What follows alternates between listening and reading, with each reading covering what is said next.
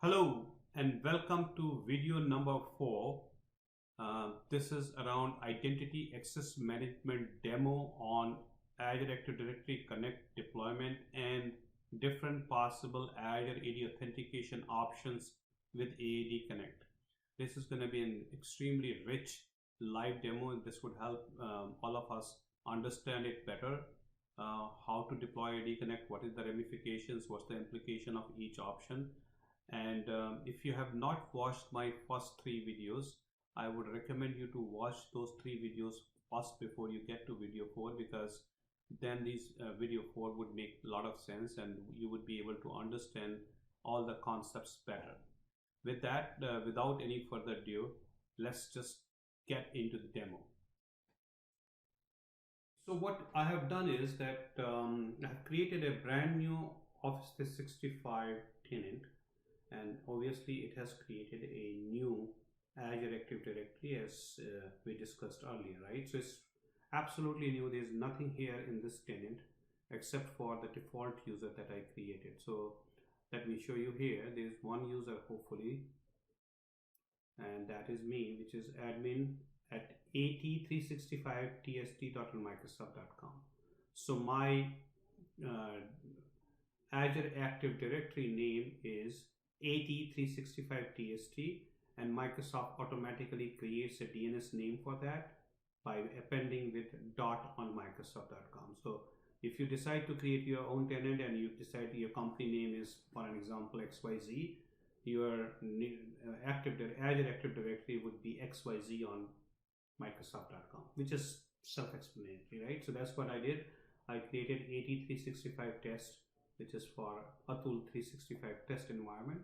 And if I go into my Azure here, and that is the directory here, right? AD365TST, which is the Azure Active Directory used by Microsoft Office 365. And if you see the user here, it would have the same user. So this is the default configuration right now, right? Same user here. Now, so that's the first environmental component for our lab or demo. The second thing that I did here is that I created a Active Directory domain, which is using Windows Server 2019 domain controllers, and it has a member server that we would be deploying the AAD Connect tool. And once we deploy the AAD Connect tool, then you will understand all the different options, synchronization option that we have, all the authentication option that we have discussed earlier, right? So that's the plan. Now, let me get you and show you those two in one, the domain controller. Alright, so if you can see that I have a Hyper-V server in my basement that I use for my lab and my demo purposes. I have got 2 different VMs here. One is DC01 and second is the AAD Connect server that we would be using for deploying the AAD Connect tool. Let me also show you the domain controller here.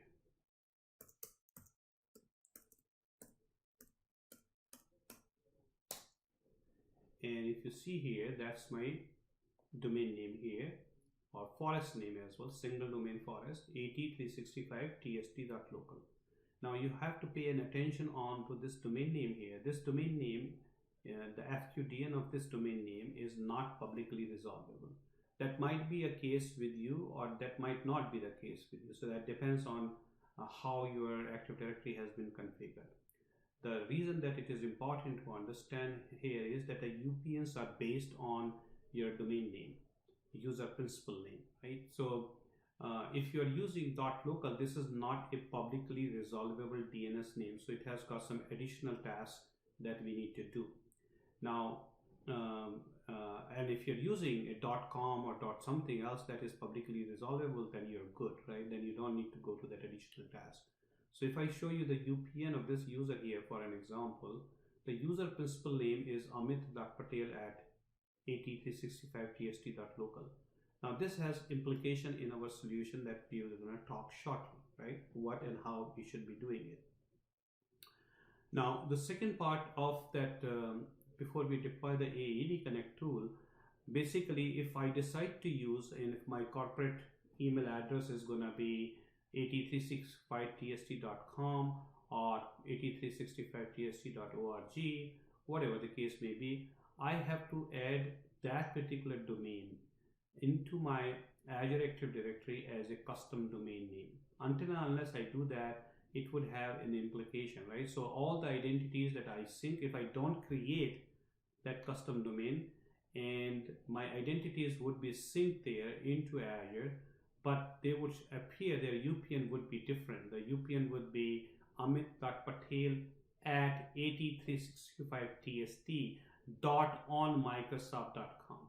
So it has many implications from cosmetic and from end user remembering perspective, as well as single sign-on perspective, as well as the user has to remember two separate identities. It would not work with your single sign-on solution, and it will cause a lot of problem, right? So that's what we need to understand. So before I go and start configuring the AAD Connect server, let's just make sure that we can add the custom domain as one of our first requirement before we start deploying the AAD Connect server. Please do not mistake me. If I can still install the AAD Connect server, it would work fine, but the identities would not sync the way I want to use it. So if I have to use the email address as amit.patel at 8365tst.com, I have to add that upfront, right? I have to add that domain name first. So let's do that. And just for this demonstration purposes, I created a new domain name. I think it is called as an 8365tst.biz, and I will try to add that custom domain into my Azure Active Directory first before we go this route, right? So let me pause it and go there. So when you want to add a custom domain, you can do it from either interface. You can do it from Microsoft 365 admin portal, or you could also do from Azure Active Directory perspective. So if I go to my Azure Active Directory, as I said, my Azure Active Directory name is 8365tst, but the domain name would be .onmicrosoft.com, and you will see here the custom domain name is yet not added. And when I created this subscription or this tenant here, it automatically created the DNS name for my Azure Active Directory, which is 8365tst.onmicrosoft.com. So I chose my Azure Active Directory name. My customer name is 8365tst. Microsoft automatically created a default DNS record for that with 8365tst.onmicrosoft.com. If I create my identity now in this environment, the cloud only identity that we discussed, it would create an identity with the DNS name or a suffix as 8365tst.onmicrosoft.com, right? That's the default, because I don't have the custom domain name here. So if I go here to the users, I only have one user, and I can create a new user here, just for an example here, and I can call it Chris, right? And I can just call it a Chris here too. So remember his UPN, the user would sign in now with Chris at 8365tst.onmicrosoft.com, right? That's what the name is. And I can call it Chris White here. That's the login credentials for him. And I can call it Chris. And I can call it White. And this is how we are creating cloud only identity, right? I can do auto generate password, or I can create a password here.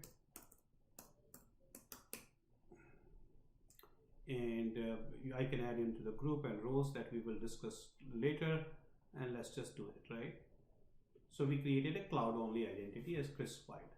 I have his password, but when the user I can send the password to the user, and when the user would log in first time, it will ask the user to reset his password, right? That's pretty much it. Now you will see that I don't have any option to use the domain name that I want, because my email addresses, if I do that, would be all with this email address, which is not a business email address, right? It's in like on Microsoft.com. So that's why this UPN is very important. Now that means I should add the domain name first to make it work. So I can go here and I can do in the setup.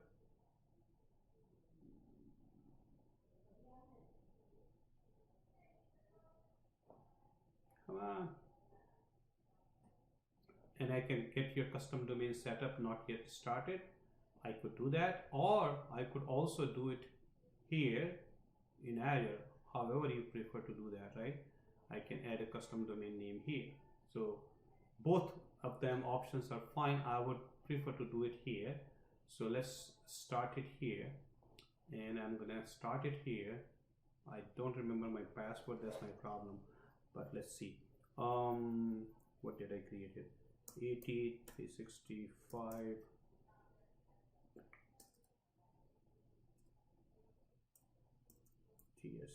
tst.biz.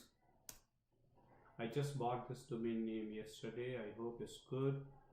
It's finding it. 8365test.biz. Use this domain, and obviously sign into GoDaddy. It should automatically create the required DNS record.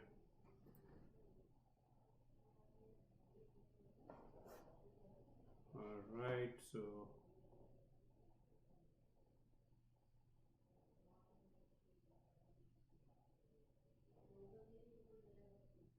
continue. Microsoft is already automatically going to create all the records here. These are the records that it's going to create in my DNS, right? And that's pretty cool.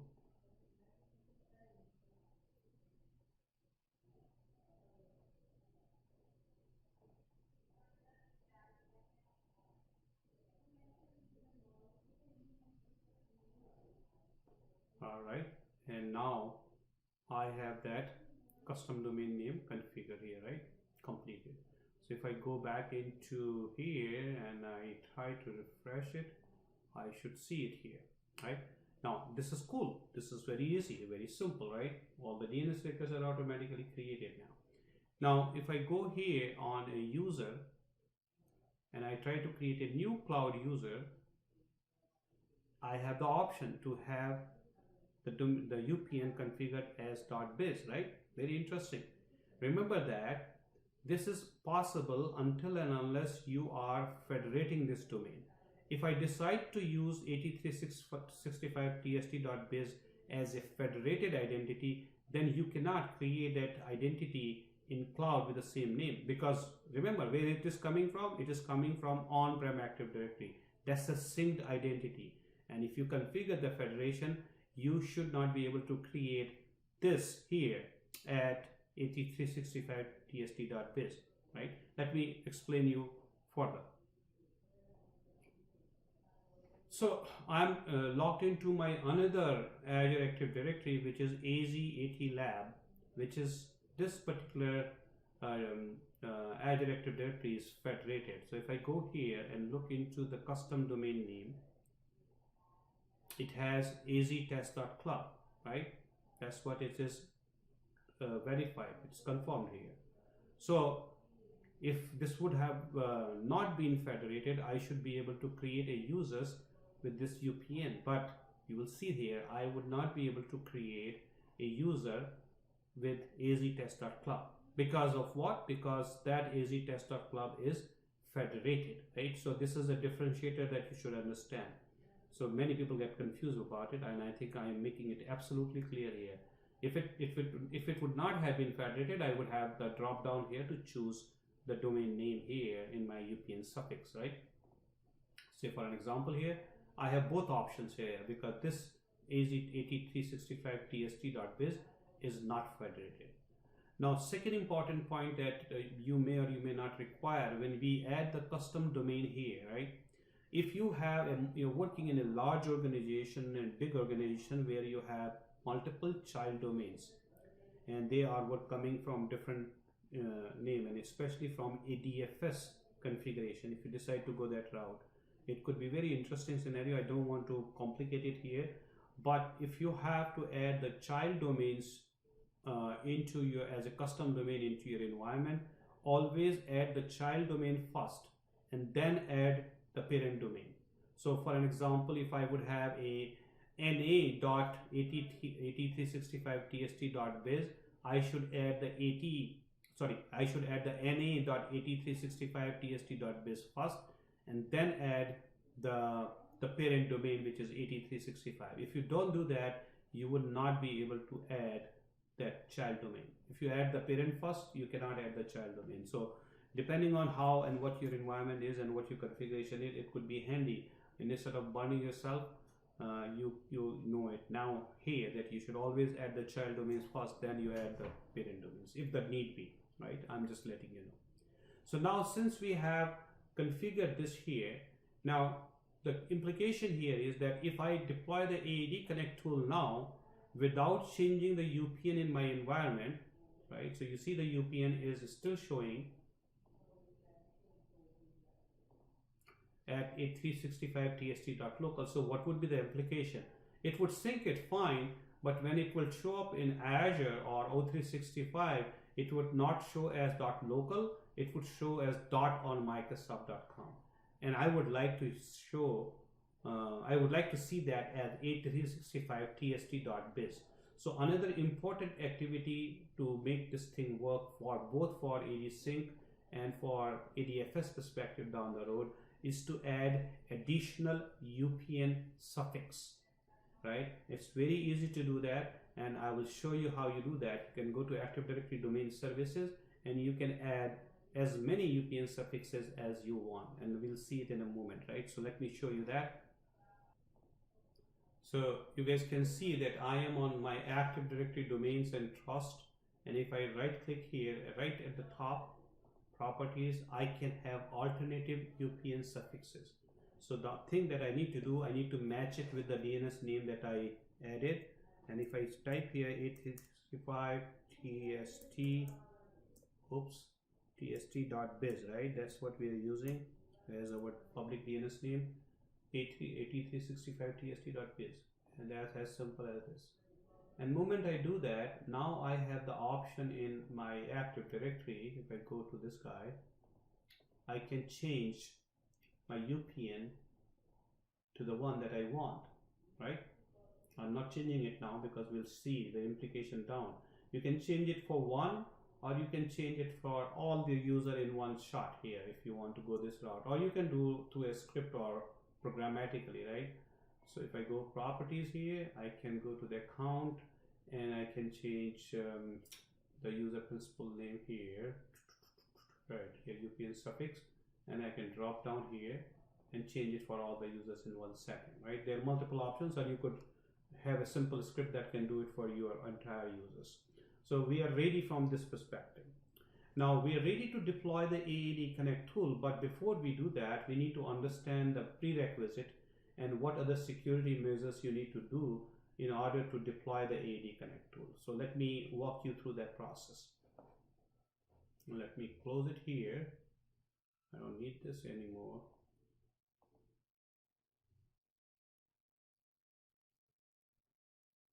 Come on. All right. So in terms of the prerequisites, once you are deploying in your production environment, one of the first requirement is to run an IDFS tool on your Active Directory. This tool could be downloaded from Microsoft site, and you could run it on any domain joined machine. You can even run from a Windows 10 or Windows 7 device, right? So it's very simple to do that, and once you do that, it will give you an exhaustive report of letting you know that what objects in your Active Directory is not compatible to be synced because of duplication, because of unsupported characters, some white spaces in your naming convention in your when you created the object, and you can fix it before you deploy the AAD Connect tool, and don't get surprised that why my identities are not syncing, right? That's one thing. In terms of Active Directory forest functional level, you need Windows Server 2003 or higher, which is no brainer. I barely can think of anybody still behind Windows Server 2003. There could be few. When you say write back password, domain control should be minimum Windows Server 2012. If you are going to set a what you call self-service password reset option, SSPR, then you have to have at least Windows Server 2012 or higher. The read-only domain controls are obviously not supported. You would always need a writable domain controller. The net bias name, if you have a dotted name, if you have a period in the net bias name, that is not supported. So if your net bias name is, for an example, abc.local, in the NetBIOS name, not the FQDN, then it's not supported. The domain controller PowerShell should be set to minimum remote sign, which is what we have all this ready in our environment. And AD Connect must be installed on domain join, obviously, because it needs to talk to the domain controllers. And it should be Windows Server 2012 or later, right? So we are good here. Our servers, domain controllers, and AD in our demo are both Windows Server 2019. Our forest functional level in our lab is Windows Server 2016. Okay, and either AD Connect server must have a full GUI, which is the case in our lab. You cannot install in a core version of Windows, right? So that's not supported. This is for especially if we are doing the Azure AD Connect to manage the Active Directory Federation services, then you should not have PowerShell transcription policy enabled, right? Which is not the case for us. We are not going to do the ADFS in this particular demo. I have another environment that I showed you. There is an ADFS running there. I will walk you through there for single sign-on. And last but not the least, if you have already done the MFA, you need to ensure that this URL, which is secureaadcdn.microsoftonline-b.com, is listed in your trusted sites, right? So these are the prerequisite. Now, also from security perspective, you could install the AD Connect on your domain controllers, but from security perspective, probably that's not the best route. I could have done in my lab, but I decided to use a separate VM. I had the liberty and opportunity to do that, resources to do that. So I created a second VM, and that is a preferred route. Secondly, this VM used for the AAD Connect server should be considered almost as a domain controller. So you should be very careful when logging onto this domain controller, either on this AAD Connect server, because it has all the required information, and hackers can very easily steal that if you're not very careful about it. So you need to secure it. Most in a preferred way is to never connect to this server directly, and when you do the RDP to this server, you connect it through your privileged access workstation or Azure managed workstation, whatever the case may be. Do not use the account to log into this this VM except for domain controllers, right? Or domain admin, sorry. So you minimize that. And number 3 is that these domain admins should not have generally a regular account, like regular account that you use for email or other stuff. You should avoid that to prevent any kind of a possible security lapses there. We should always log in with a non-email enabled admin ID, and you should be very careful when you browse anything on these AD Connect server. Also, ideally, you should also block the NTLM authentication to the remote server from this VM. Right? I'll show you that as well. Right? These are some security recommendation to harden your AAD Connect server before you deploy that. Right? So once you have understood all that, then we can actually go into and try to deploy the AAD Connect server. So before I start deploying the AAD Connect server, let's fix the UPN that we talked about for at least 2 users right here, and we'll leave the 3rd user to show the implication of what I'm saying here, right? So if we go properties here and we go to account, and I just change it to this guy. Pretty straightforward. Okay, now let's move on to the AAD Connect server, which is this guy.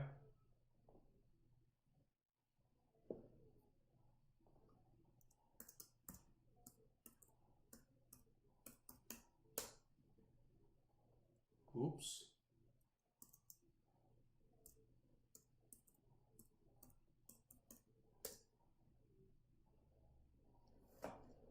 What?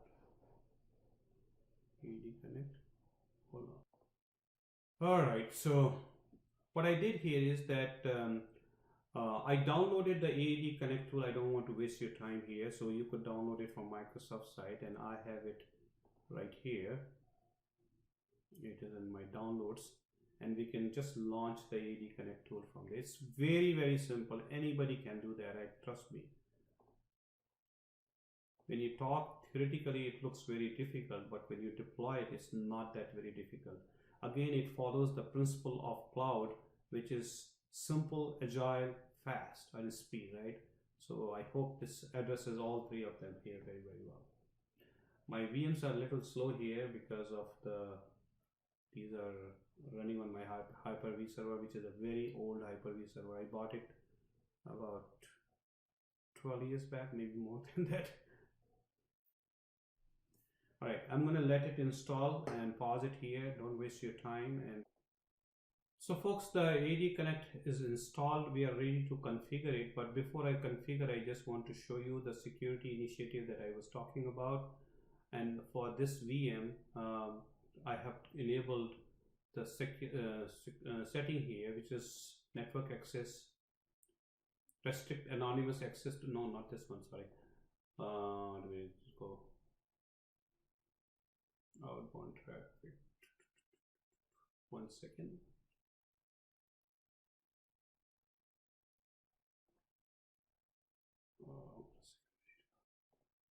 Yeah, apologies.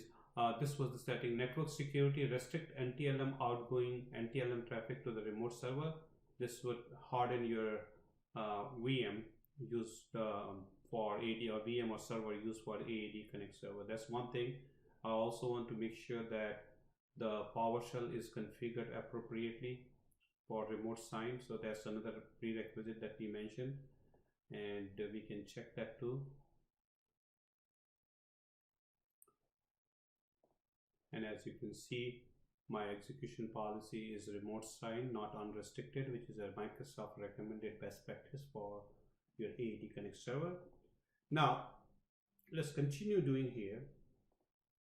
And we could do a express setting, which would automatically do all this stuff here, or we could do a customized setting. Now, this is very interesting to note here that customized setting would allow you to use a separate SQL server to store all the metadata of AAD Connect server, which is being used by the MIM, the Microsoft Identity Management behind it, right? Now, what is the criteria to use it, not use it? By default, if you do not select anything, it would install the SQL Express instance automatically. You don't have to do anything, it will automatically do that. Now, if you expect that your total user objects or identities are over 100,000, the limit here of the SQL Express is 10 gig. So if you start seeing that you have got more than 100,000 objects that you need to be syncing, then probably you would be, in that case, you would choose a separate SQL server that you can dedicate for the AAD Connect server. Now, if you are not using 100,000 plus identities, then you are okay to use SQL Express, right? That's the requirement here. I'm going to use customize here to make sure that you understand that. Oops. So specify a custom installation location, which you could do that, and use an existing SQL server, use an existing service account, right? Specify a custom sync groups, import synchronization setting preview. So this is what you could do with the custom, which allows you to all these options, especially the SQL server. I'm not doing it here because I have only 3 users here, and it's installing now the requirements here. It would create in SQL Server 2, hopefully.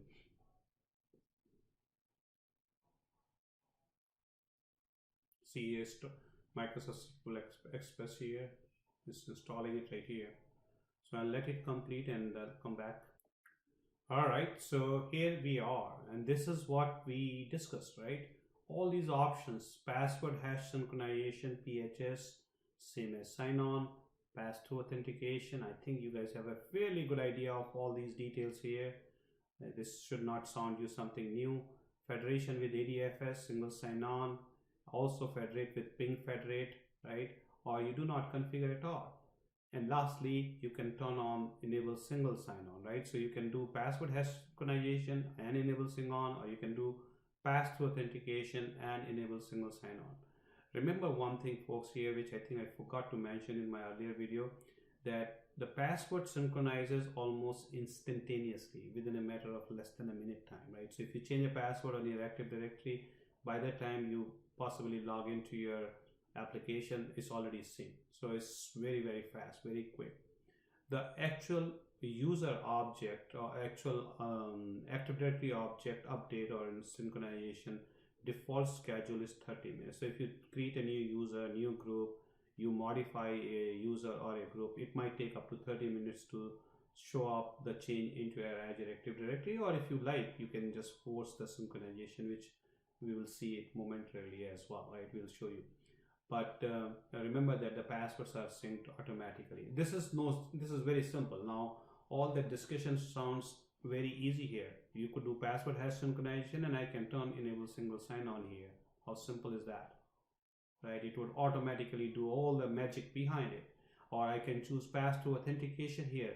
It would automatically do the Azure AD proxy for you. Obviously, high availability and all other things you still have to configure as you architect the solution, but actual deployment is you have to do nothing pretty much afterward. Now federation with ADFS, as I said, you could either do it here, or ideally speaking you would be installing all the required components behind an ADFS. So I would not do it here, but you could also do it here, and that's where that the group policy setting that I was mentioning into the prerequisite was important. We are not doing it here, but other than that, it's very straightforward. Password hash synchronization, enable single sign-on. It makes a lot of sense. Or you use pass-through authentication if you do not want to sync your password and still want to provide single sign-on without the paraphernalia of ADFS. You could still do that. It's so easy. Once you see it, then it makes a lot of sense, folks, here. And let's continue doing this. So now it's enter your Azure AD Global Administrator credentials. So we need to add the credentials for our Azure Active Directory.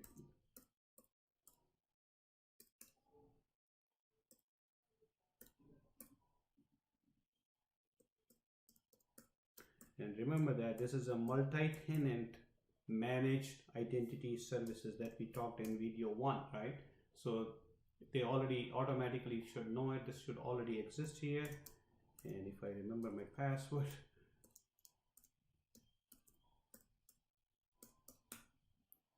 it should be able to connect to the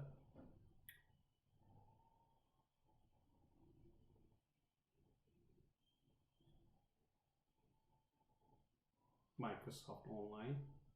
It's happening in the background through PowerShell.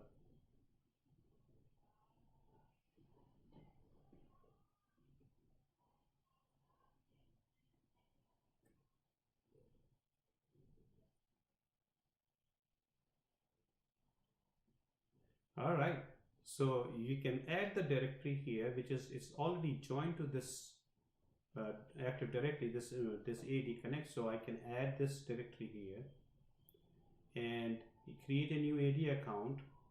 Okay, and enterprise admin username. This is what it wants me to do that. So for an example, 365 tst/administrator. And it is a safer way to do that. It would automatically create an account for you for synchronization.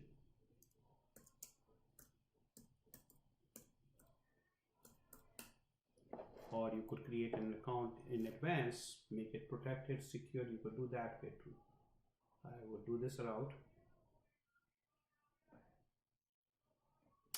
If you recall, in video 1, we talked about adding multiple Active Directory for us. I have an opportunity here to show you that we can do that very easily here, right? So we added one domain. Let me see if I can also show you to add the second domain, right? So hold on one second. Let me try.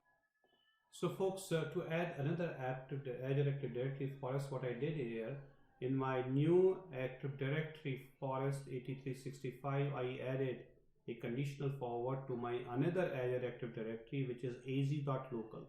And I'm sending this request here so that it can resolve the DNS name and connect there.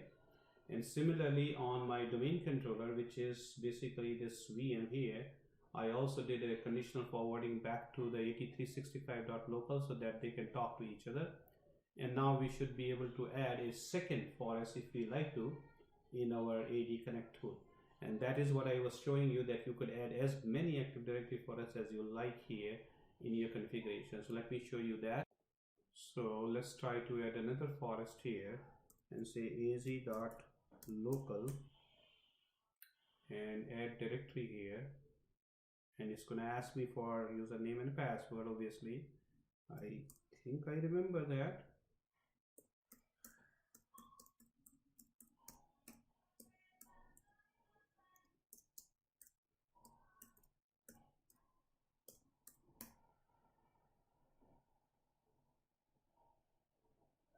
This is as simple, folks, right? I'm not gonna do that, just do not want to add complexity into our demo, but it is as simple as that right now to add it, right? So I can remove it, or I can add as many domains as I like. So I'm gonna remove it here, continue going here.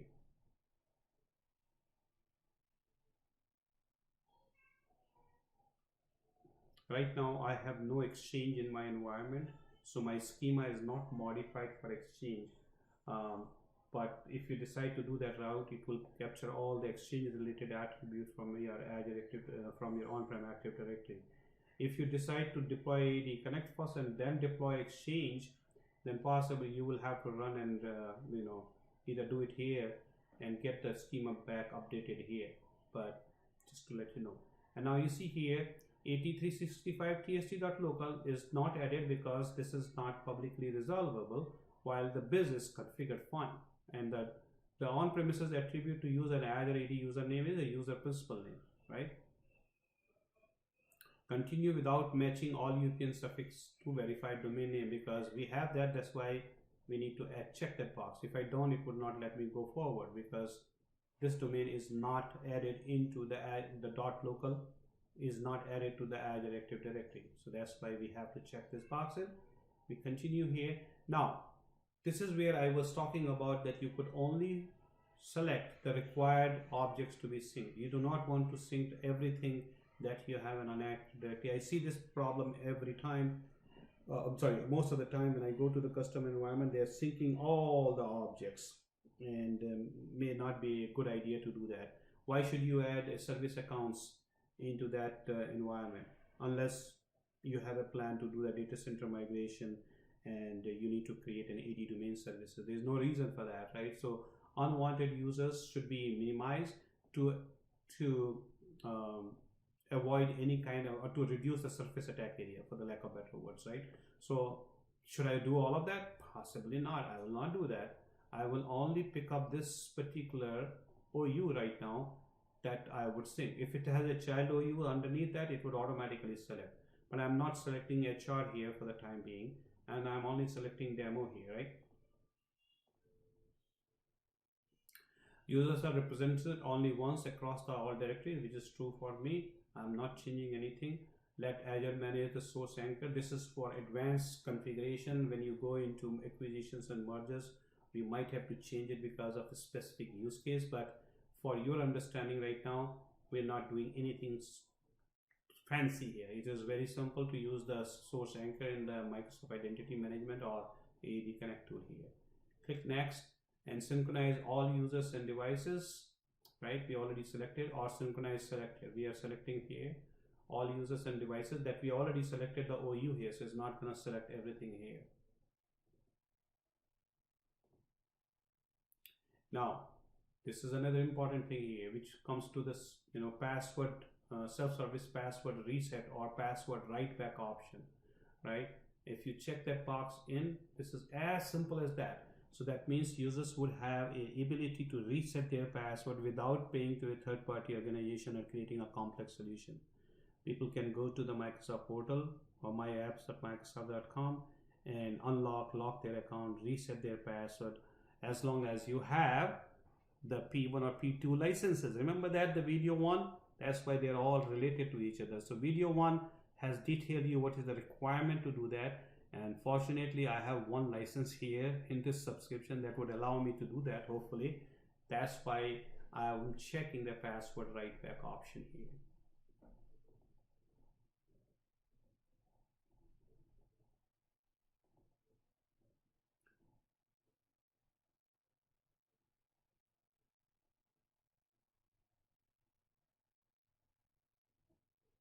Enter a domain administrator account to configure your on-premises forest use with single sign-on, right? So I have to add the credentials here.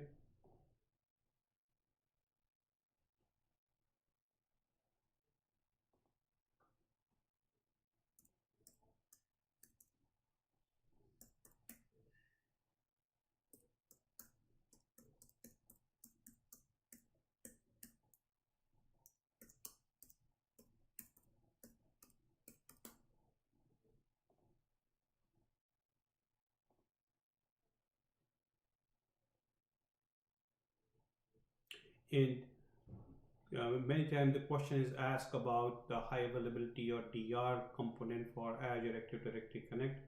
As a matter of fact, there is nothing that you could really configure as a DR solution.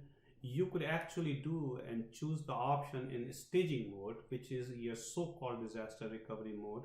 And in case something happens, you can turn it back into the normal mode. I haven't seen many customers using that, but that's your option. So you install the first server and then you add a second server that you keep it in staging mode. And in fact, in case of any issues with your original one, you can turn it on. In reality, it saves you about 15 to 20 minutes, maybe 30 minutes max. Otherwise, if you really get into the scenario, you can always redeploy the AAD Connect server without any issues. I've done it hundreds of times. So it's up to you. If you really want to be fancy and you want to save few minutes, half an hour maybe, then you can have two AAD Connect server, one in the actual synchronization services running, second is running in staging mode, and the staging mode would be a standby server. Once you have a problem, you can activate it, right?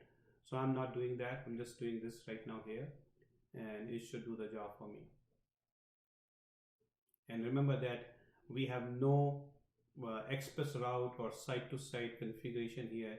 It's all happening on internet connectivity as a cloud service, right? So no requirement for any express route or any site-to-site VPN here too. And that's pretty much it, folks. And momentarily we'll see that these objects are synced there.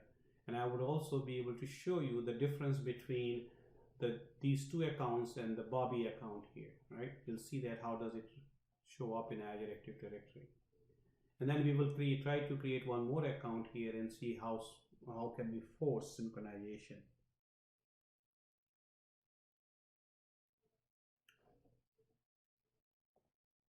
So the configuration is now complete, folks, and I am hoping that we should see the objects in Azure Active Directory, right? So let's get there. And as expected, the users are synced here, right? Chris White was the cloud only identity that we created in our demo. Jason Malika is now synced and with the .biz DNS name.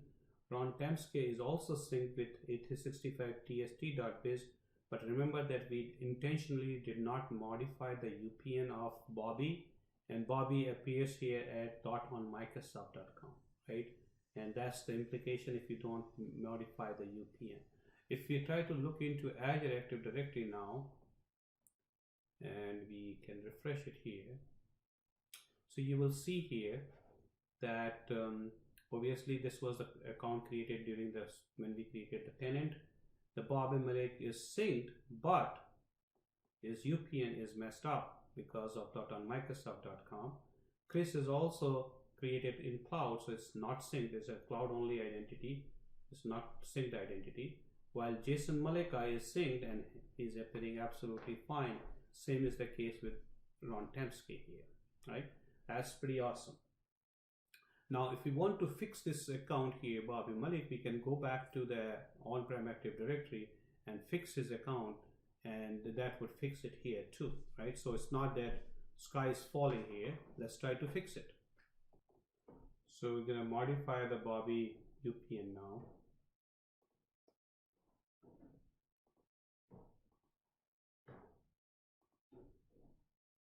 And in the next 30 minutes, it should automatically fix it. But let's try to do something beyond that and force it.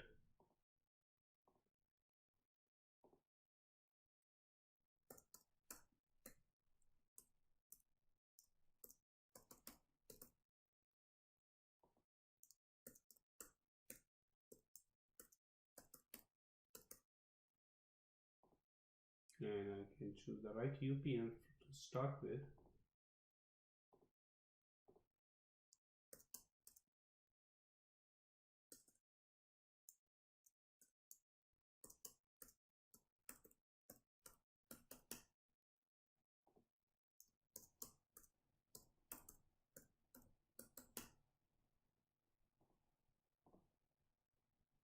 So we created one more account. Let's try to force this synchronization to fix this issue and also populate this new account that we just created. So let's try that. And if I run this command on my AAD Connect, start AD sync cycle policy type delta, it would do the incremental changes since the last synchronization, and I hope that this should do the trick.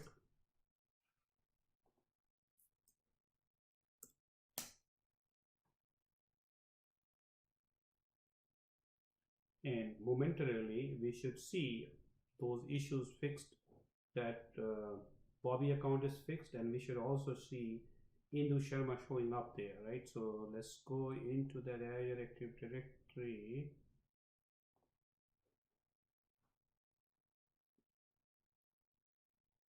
Let's give it a couple of minutes to complete the whole sync cycle. All right, we hope this is completed here, and Bobby is fixed, folks, as well as the new account that we created is also showing up, right? So that's pretty much it with the AD Connect tool. Couple of other interesting stuff that might interest you. So going back into AD, you can actually see the Microsoft Identity Management by going into the program files, Microsoft Azure AD Sync, UI Shell, and MIIS client. Remember, the old name of this service, as I mentioned in my video, was MIIS, Microsoft Identity Integration Services in 2003. It's still the same, right? So this proves my point. So if you go here and you click on this one, you will see how these are your connectors. For one connector for Azure Active Directory, one connector for your on-prem. This is what it added and updated in our last synchronization. This is your Metaverse Designer, which is all, if you're familiar with Microsoft Identity Management, you will understand it. This is your Metaverse search, you can do that, and this is your operation. It's just ran it when I synchronize it, right? You could do delta or you could do initial depending on how you want to sync, and that is one thing. Now we decided to use a filtering of the objects based on the OU, right?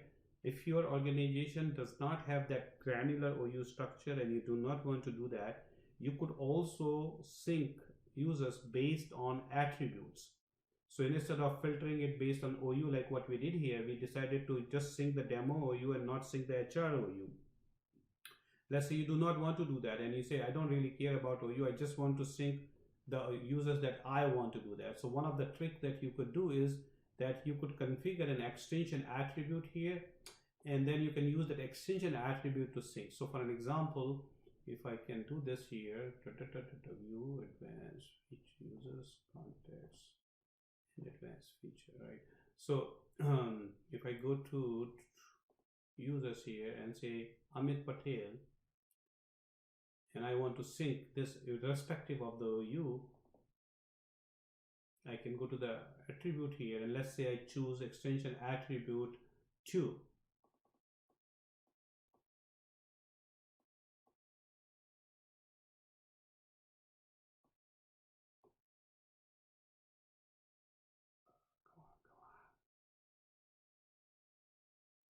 Once.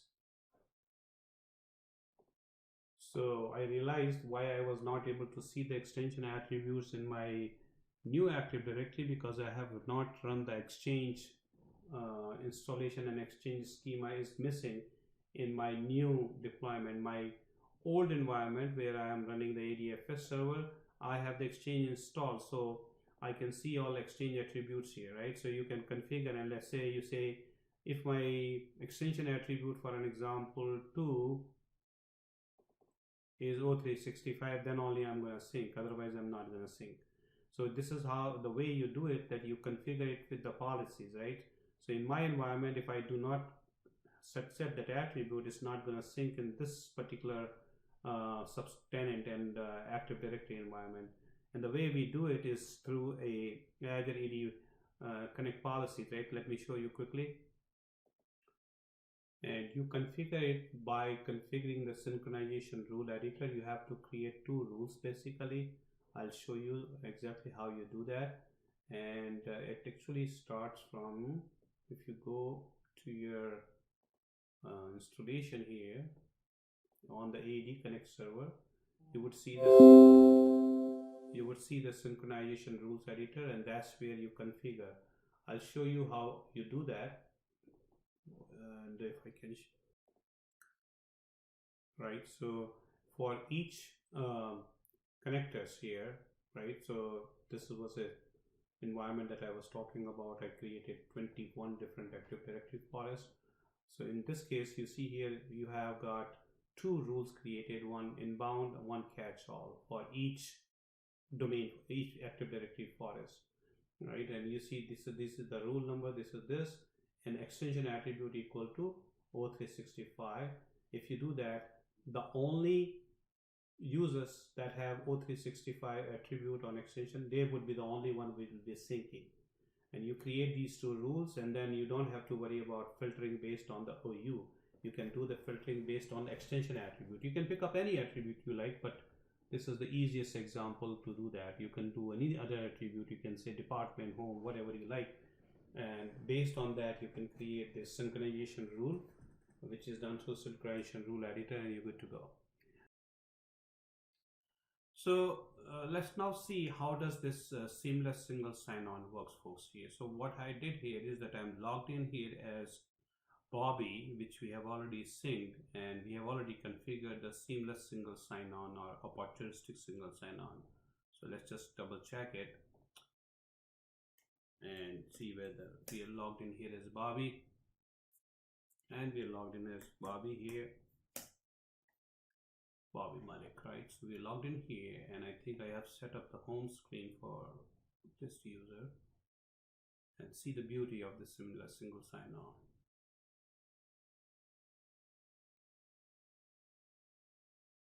This is opportunistic single sign-on, as we mentioned here.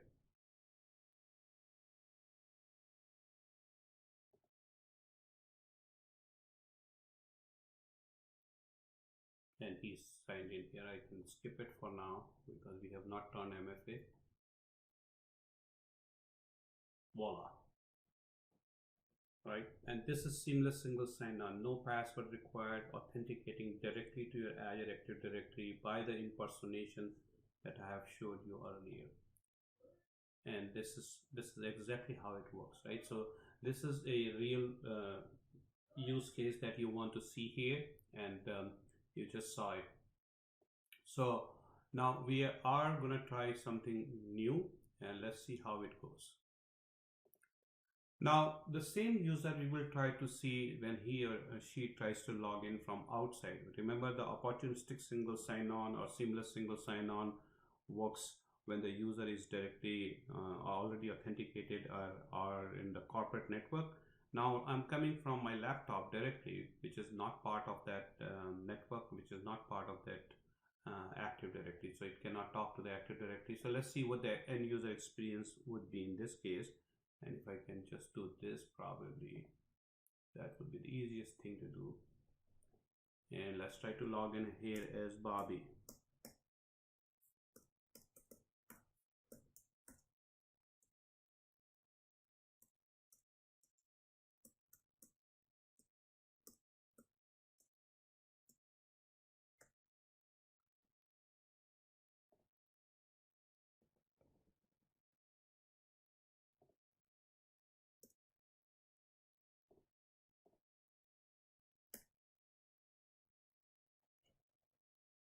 And see here, it's asking for password because it cannot do a single sign-on here.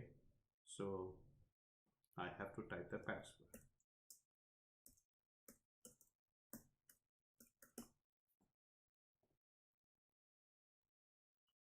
I'm skipping here. So you saw the difference here, that when the user was on their network, was able to talk to the Active Directory. It was good and it had the single sign-on experience. The same user, when he came outside and working remotely, then opportunistic single sign-on is not possible, and it turns back into your the password hash synchronization, right? And that's a classic example of this use case. Pretty well, actually. For most scenario, it may be a good option for you to think. Now we'll try something different.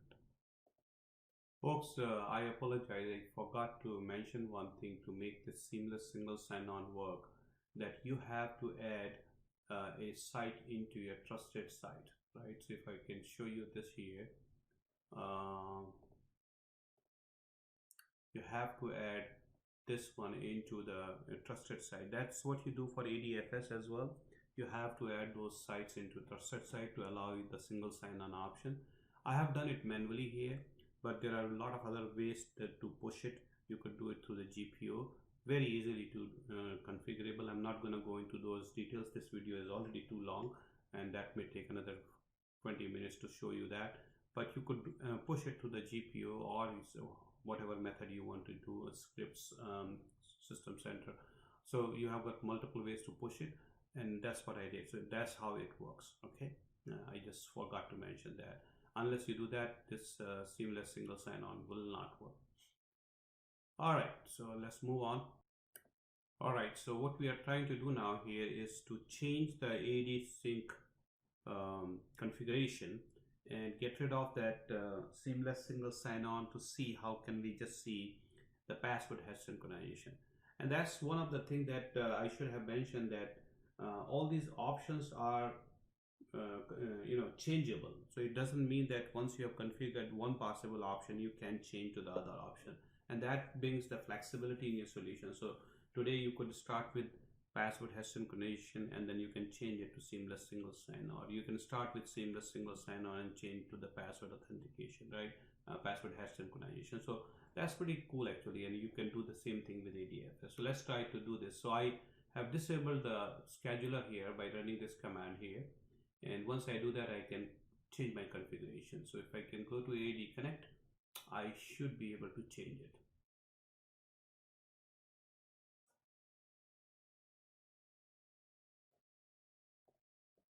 So I can now configure it, and you customize synchronization option. Next, obviously I need a password.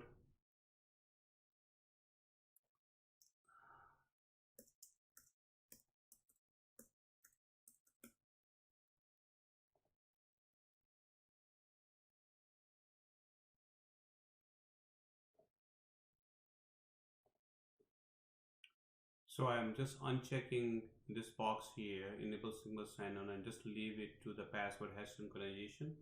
And I just change the user setting here, so user sign in,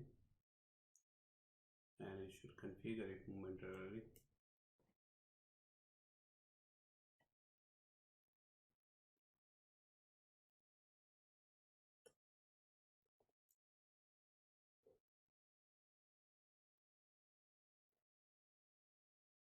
All right, we are all set. Let's just turn the synchronization back,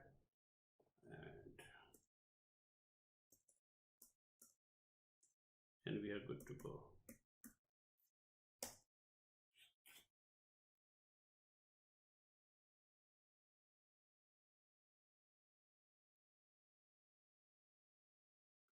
We'll create one more user and try to force the synchronization one more time.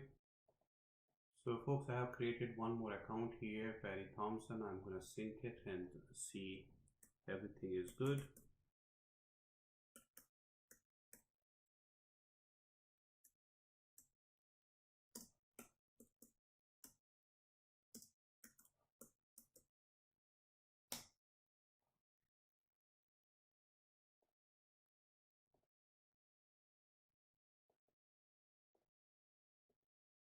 I don't need it.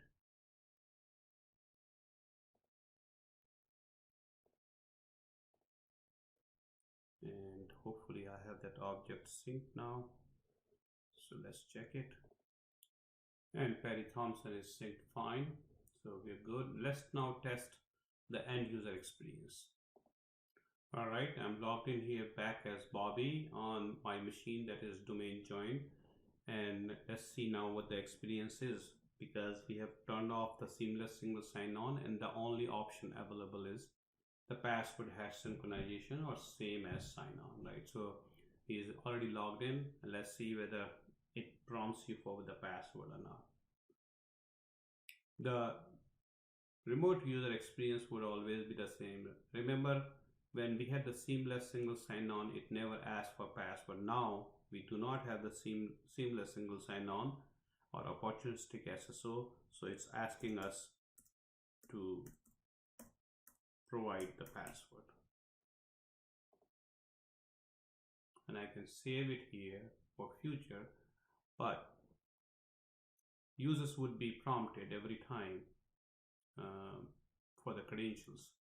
You could use it from the saved or cached password, but it is still a little bit annoying compared to the single sign-on experience or the experience that you have seen it in earlier, right?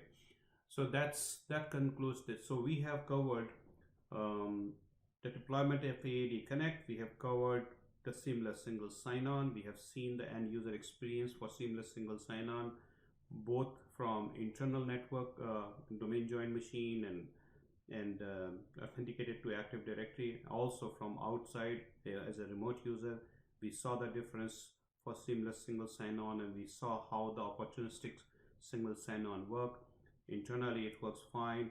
Externally, when you go as a remote user, it prompts you for the password. In the case of just the password hash synchronization, we have also seen that it prompts you for password as expected, right? So the next item in our demo would be to show you possibly and try to show you how to configure ADFS. Honestly, that's not that very hard, but let's just dive into and try to do that. So the first thing that we need to do for ADFS is we need to have a certificate, a third-party certificate installed in your on your machine, and we don't need IIS for this, so that's a good news. What I did here, I like actually this certified the web a lot. This use the Let's Encrypt, so instead of paying every time for a certificate, I can use the Let's Encrypt certificate, and it renews also every periodically, so you don't have to worry about it. Let's Encrypt certificates are valid for 90 days, but the renewal process helps you. So now, because I have the certificate already captured here, so this is all what I needed to do. Let me just quickly show you, and we'll keep going from there.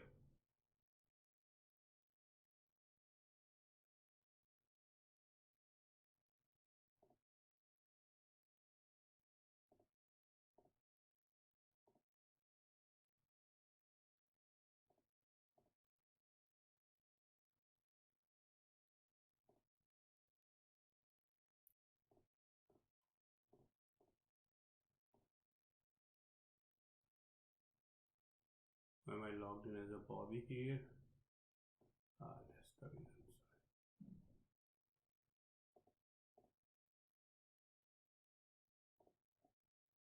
So as I was mentioning, I have a certificate that has been installed through Let's Encrypt, and this certificate is good. Certificate is okay. If you see the details here, I have the subject here as this, and I also have a subject alternative name which covers almost everything, right? So we'll try to do this and use this certificate. So we have already covered that. Next action item in this process should be that we should be installing the ADFS.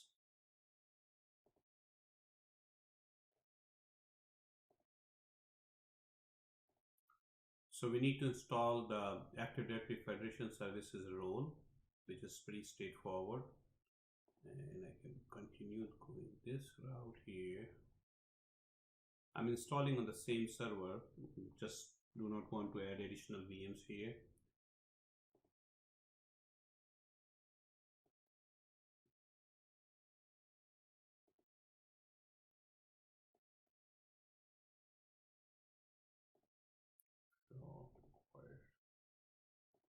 And install, let it complete.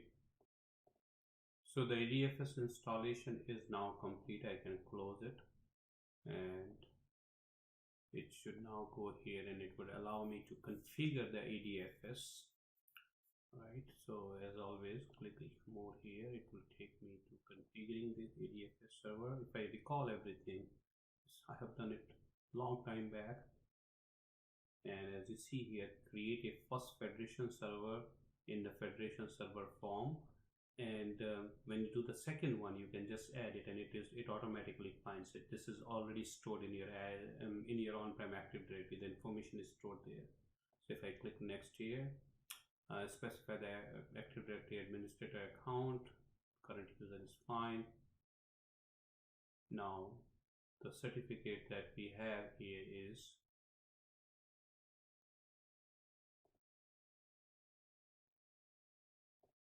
so as I already had imported the certificate, I see the certificate here, and the Federation Services name, I would rather change it to ADFS Act, or I could do SSO, however you want to do that, right? It's all up to us. So I think sometimes people like SSO. That sounds better. And you can put a name here. That's what the users would see here. So let's say AT365 TST SSO, right? And the create a group managed services account name are not available because yes, okay, we are not doing that. Use an existing account name, select. I can just use the administrator here for the time being.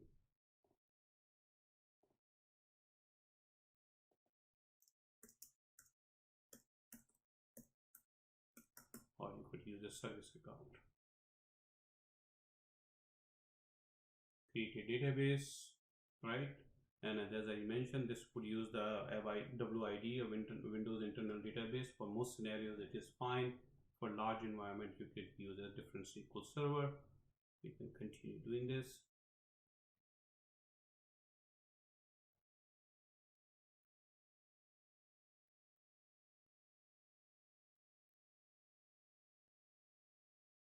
And momentarily, it should be installed, configured, right? So, all right, next, prerequisites check.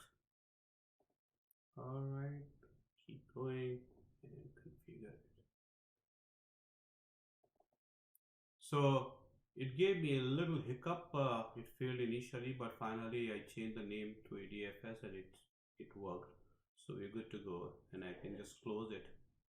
And this part is complete. Now we need to actually change it, our domain, that AT365tst.local from non-federated to a federated domain, right? So for that we need to install the PowerShell, the Azure Active Directory module, which is what I just started this process here, and let's see, once it gets complete, we can just get going. Hey, I just realized that by accident I said convert AT365.local domain to federated. My mistake. It should be AT365tst.biz to a federated domain. So I just want to make sure that I stand corrected here. Thanks. All right, we are ready to go. We had to install the MS Online PowerShell module, and once I installed it, I can connect to the MSOL services. Should prompt me.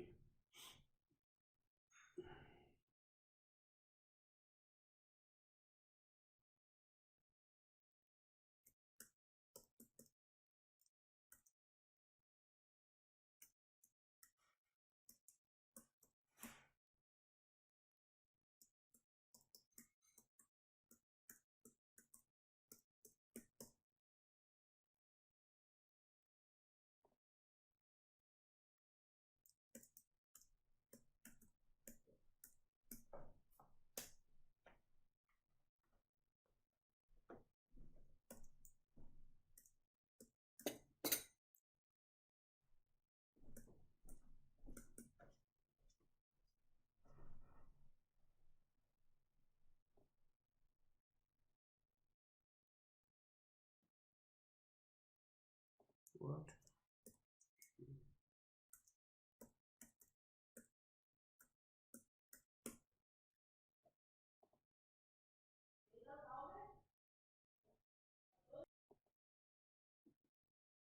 All right, we are connected. Now the only thing is that we need to just run this command, convert, convert ms over domain to federated, and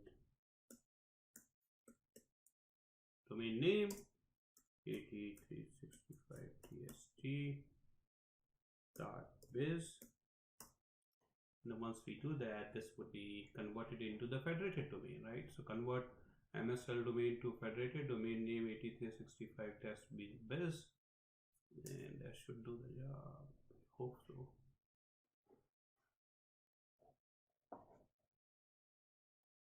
And here we go. So we have updated. The domain is now federated, and because now it's a federated domain, we can go and create a DNS record for the internal users. External users, we still need to go through the process of creating a web proxy ID. We are not going to do in this demo, it's going to be too long. It's very simple to do that. You need to export the certificate from here and install on the web proxy service. I'll walk you through to install the web proxy component, but we'll not complete it, right? So let's do this here for the DNS part.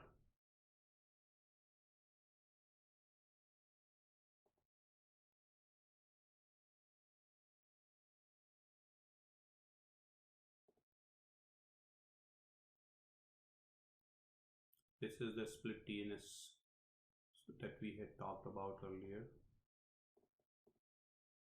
And for lookup zone, new zone, next primary zone, I don't need to store it here, next, and 8365tst.biz.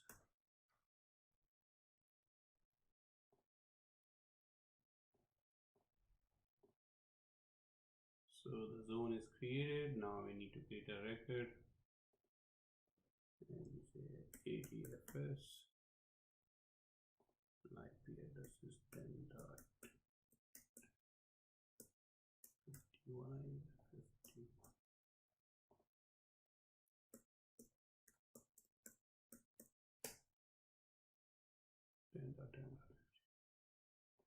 Perfect.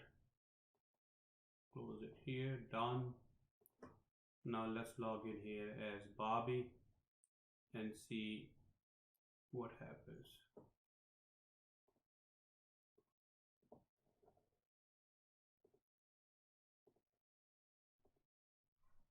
So folks, I'm logged in here as Bobby, and let's see how does the single sign-on works now.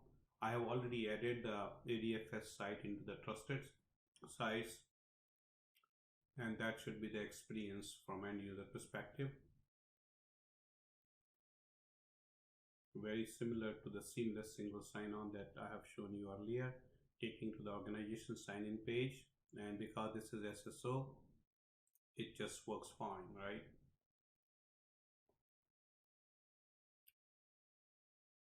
And you are in, and that's the experience. Now, as I said, in order to allow it to the remote users, you still have to do the, ideally what it should be done as a web servers or web access proxy services has to be installed, and your external DNS should point to that, which we are not gonna try to do in this demo.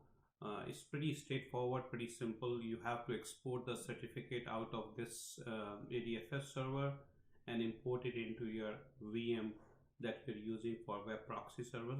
And once you do that, you have to run a couple of commands, and then that machine should not be joined to the domain. Just remember that web services should not be joined to the domain, and it should be in your DMZ. Once you do that, you configure that. It takes about probably less than 20 minutes to configure it, so it's pretty straightforward. I'll show you where the web access proxy services is installed quickly, And that should conclude this particular demonstration.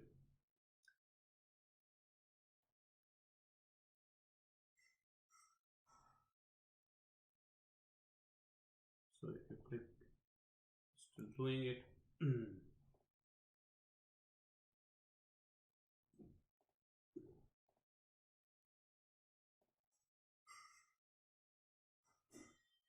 And you need to select the remote access here.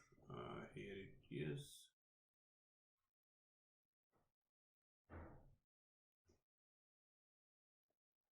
You click next, next, next, and here is what you're going to choose, the web application services.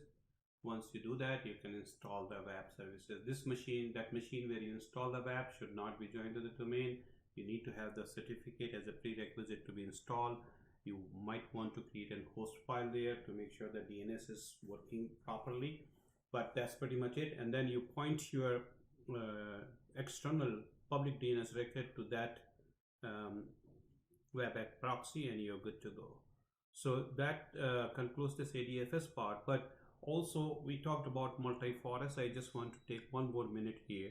If you are running in a multi-forest environment and you still want to run ADFS as a single sign-on solution, you can very well do that.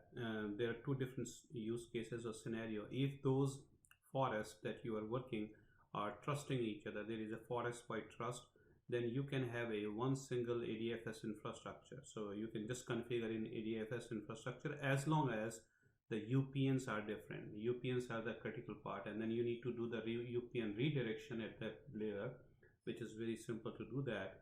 And you could use one single ADFS infrastructure to provide the single sign-on even in a multi-forest environment when the UPNs are different, right? Number one. If you are not able to create a forest trust between these forests, then you may have to install the separate ADFS infrastructure for each forest. Bottom line is that for each of them, the UPNs have to be different. And that goes back into the child domain name that I mentioned earlier. If you have to use that, maybe you want to use a child domain name for other forest for the UPN, and then you go around that route and you create those child domains. Add that child domain as a custom domain name first, then you add the parent domain name, and then you will still be able to accomplish the single sign-on between multi-forest AAD Connect services too. So that's pretty much doable. We have done it. And now let's try the pass-through authentication, right? So I'm at this window which you're familiar with. I'm going to finish this installation quickly, and you're familiar with this. So I'm not going to waste your time. Once I finish this installation from here, I'll come back. So I'm finalizing now the final installation. I have done the password right back here, and it should finish it momentarily. For seamless single sign-on option that we have also chosen here, I should not do that. 1 second, because then let's just fix it here,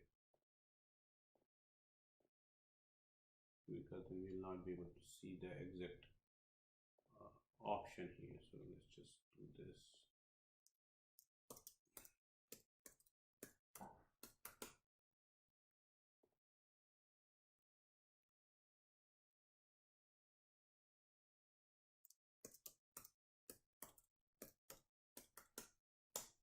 My MFA has kicked in now.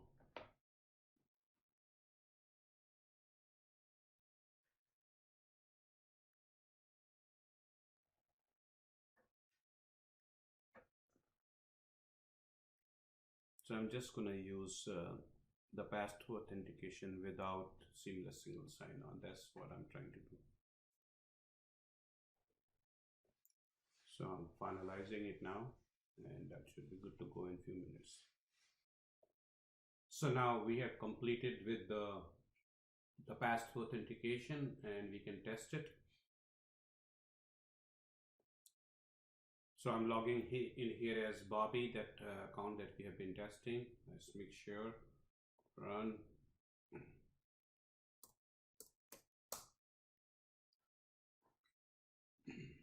Bobby Malik is logged in here. All good.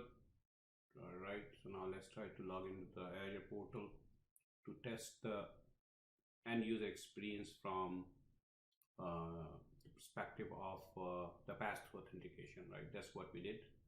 And you don't have to do anything. I didn't even have to worry about certificate, no DMZ, no web app proxy, and it should work hopefully. Just have to change the password here.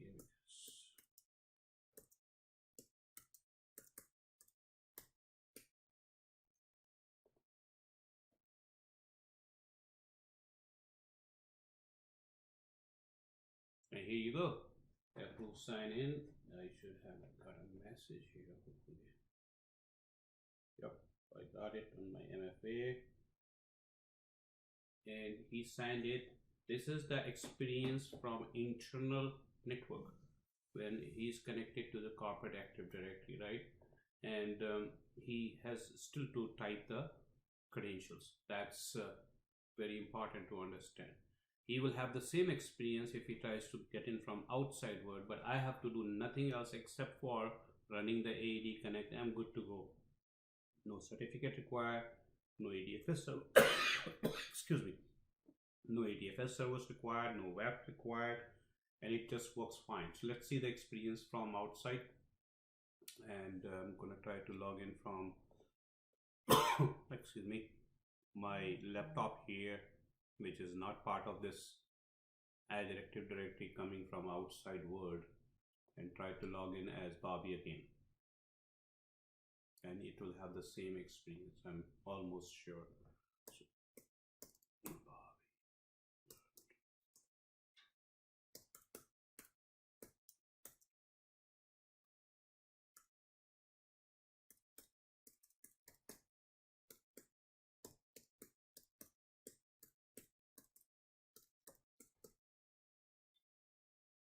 So, yes.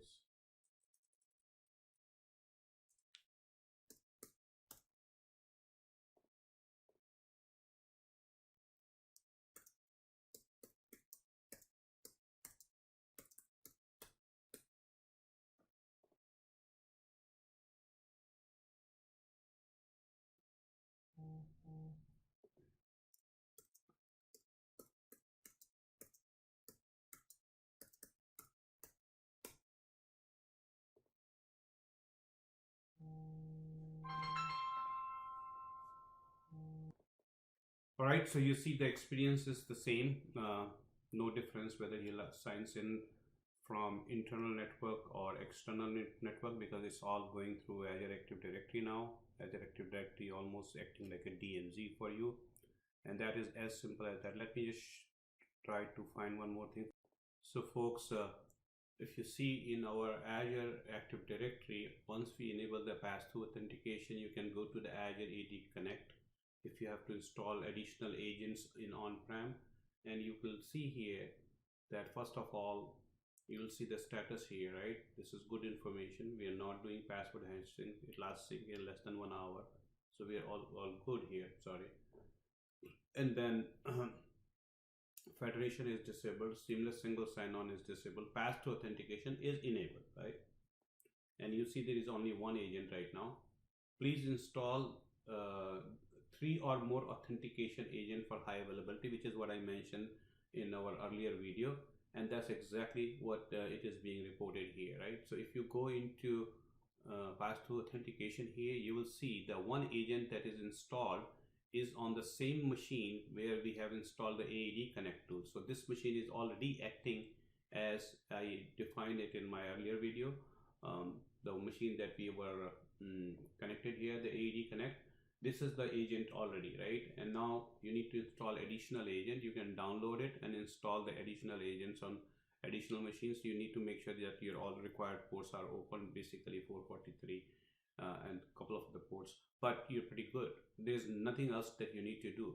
All the traffic comes through Azure, whether you're internal or external, acts like a DMZ, very secure, and then it passes through that tunnel. And watch my another Azure AD proxy video that has got all the the flow and everything, that how it works. But that tells you how to run the Azure AD proxy for the pass-through authentication. I hope that explains you from end user experience perspective, from internal user experience perspective.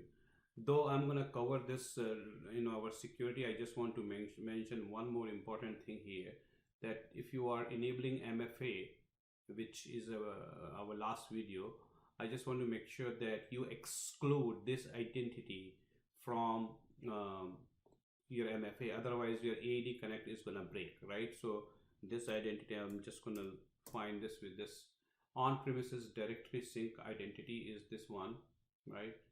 And this identity has to be excluded from your MFA. This is being synced. This identity is actually coming from your on-prem Active Directory, so you cannot modify anything here, but you need to exclude it from your conditional access policy or wherever the MFA is considered. If this is MFA enabled, your AAD Connect is going to break. Just want to give you a warning here.